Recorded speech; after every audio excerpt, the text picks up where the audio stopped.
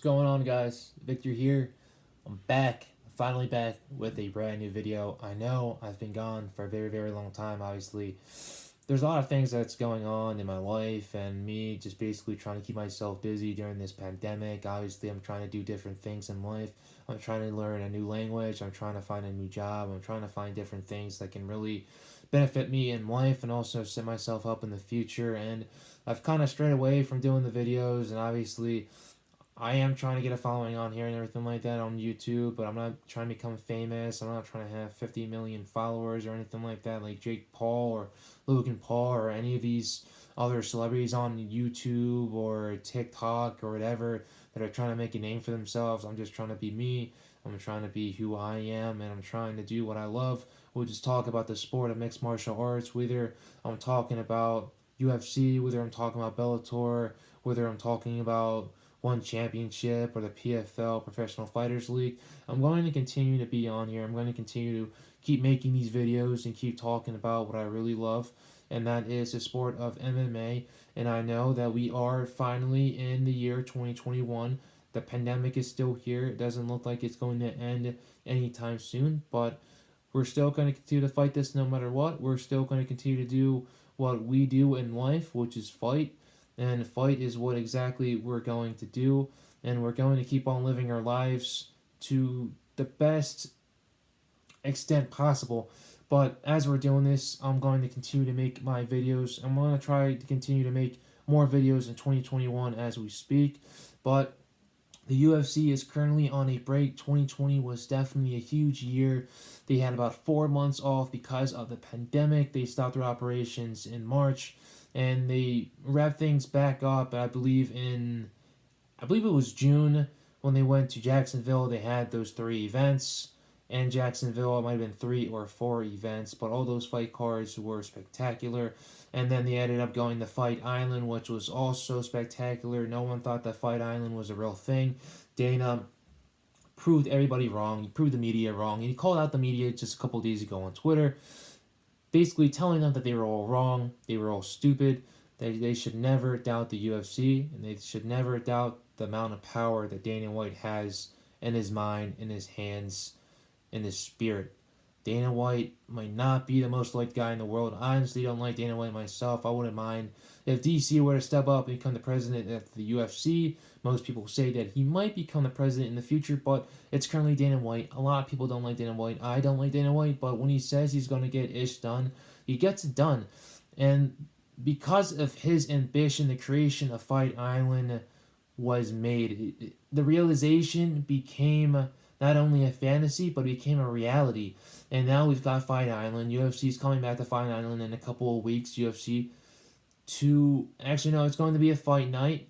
A couple of fight nights before UFC 257, McGregor versus Poirier 2. But the first fight night will be back on January 16. It's going to be Holloway versus Kattar. Now, this is definitely a very interesting matchup. You've got Max Holloway, who's lost a couple of fights, dropped 2 to Alexander Volkanovski. He did also have another loss in his record against Poirier when he fought Poirier the second time in Atlanta a couple years ago for the interim lightweight championship of the world. He lost that by, I believe it was unanimous decision. He was getting starched left and right, but he never gave up. Max Holloway, I don't think I've ever seen him get knocked out before. I don't think he's ever been knocked out before in his whole entire career. But Kattar is an individual who's got big hands, big power, but I've never really seen Kattar work on the ground that much. The last time I saw Kattar on the ground was when he faced Zabit. Zabit got in with a takedown with a couple of seconds left in their fight, and Kattar was really scrambling. He was really doing some damage on the bottom during those last couple of seconds,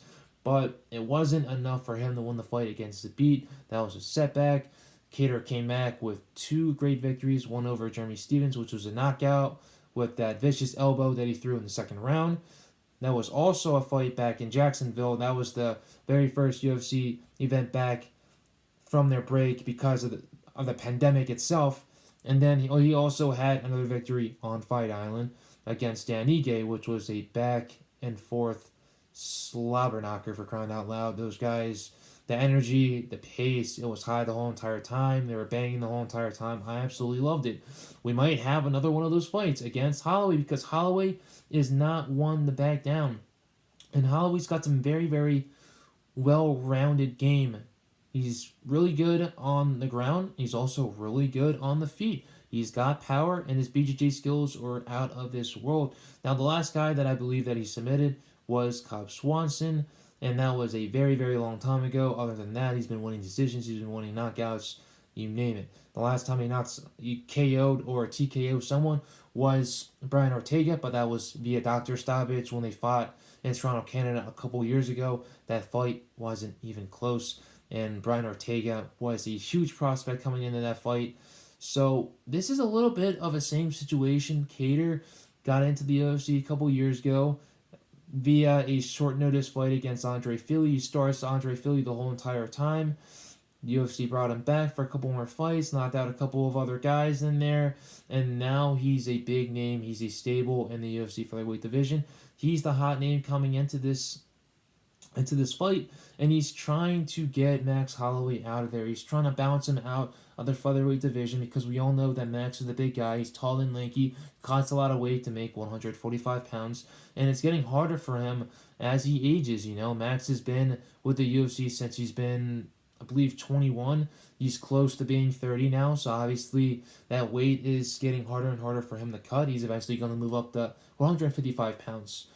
And he's obviously fought there once against Dustin Poirier, and the reason why he didn't have so much success in that fight is because his body was accustomed to carrying all that weight. He wasn't used to fighting at 155 pounds, and that really was a deterrent against his opponent, Dustin Poirier, who has been fighting at lightweight for a very, very long time now. He was also a former featherweight because their first match was in the featherweight division. Their second match was in the lightweight division. So Max will eventually move up to 155 pounds, but he says his work is not done in the 145-pound division. He wants to beat Cater. He definitely wants to finish him because he hasn't had a finish in a very, very long time. And eventually, after that finish, he's definitely going to want to fight for the title again. But if I were him, I'd hope that Brian Ortega does beat Volkanovski, and that Volkanovski loses to Brian Ortega. And Brian Ortega is no easy match for anyone, so Volkanovski is definitely going to have a hard time with Brian Ortega because Brian Ortega has the same body type as Max Holloway, and his BJJ is one of the best in the whole entire company, for crying out loud. So if Volkanovski wants to take him down to the ground, he's going to want to be very, very careful with that because Volkanovski's BJJ game isn't as close to Brian Ortega's at all. So it's definitely going to be an interesting matchup for that championship. And if I were Max Holloway, I'd want to take care of business first on January 16th, beat Calvin Kattar convincingly, and show Dana White that he still got it, that he still plans on staying in this division, and that he wants to win the title or have another crack at the title before he moves up to 155 pounds. Now we've got the other matchup, Dustin Poirier versus Conor McGregor 2, which will be going on the 23rd of January. Pay-per-view numbers are going to increase, guys, which absolutely sucks. It's going from $64 to $69. Plus, with taxes, most likely going to round up to about $75 or $76, which is ridiculous. But, the UFC, they plan on having fans in UFC 257. They plan on making as much money as possible that they lost in 2020.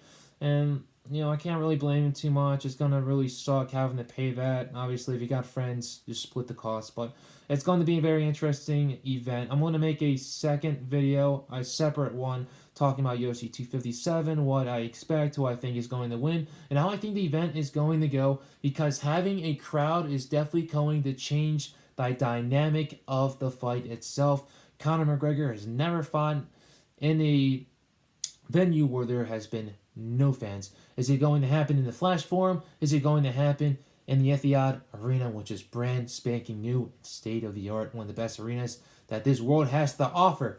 But we shall see what happens. I appreciate you guys for watching this video. I'm going to continue to put out content in the future. If it's not that much as last year, then I apologize. I do have things going on in life. I really need a new job.